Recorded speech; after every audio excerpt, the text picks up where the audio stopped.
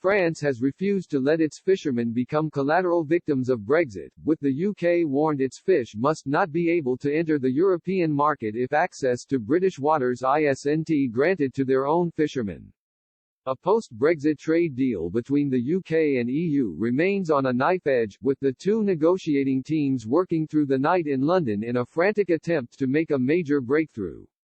Britain will fully cut ties with the bloc at the end of the Brexit transition period on December 31, but any trade deal will still have to be ratified by both the UK and EU parliaments.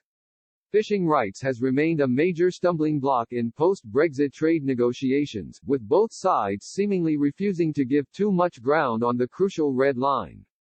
Boris Johnson has repeatedly said the UK will take back control of its waters when the country begins life away from EU ties next year.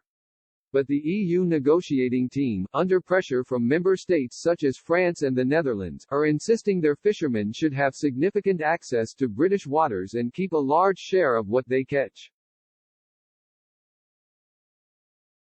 France is also ramping up the pressure and has issued a warning to Britain should an agreement on fishing not prove beneficial to them.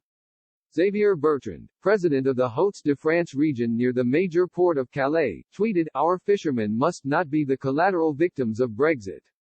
A win-win agreement must be obtained. If our fishermen cannot access British waters, then British fish must not enter the European market."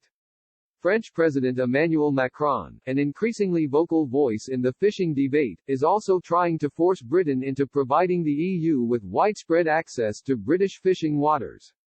He wants the EU to force the UK back to return to the negotiating table in the new year without the pressure of a deal having to be completed before the transition period deadline on December 31. Britain has reportedly watered down its demands for control of fishing rights and is asking EU fleets to hand over up to 60% of the value of stocks currently caught, down from the 80% previously sought.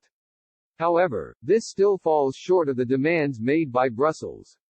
But on Thursday evening, it was reported the UK and EU negotiating teams had made progress on fishing rights. Sky News Europe correspondent Adam Parsons tweeted EU sources suggested this could see UK fishermen receive a notably increased quota of stocks that are sold to the country's customers.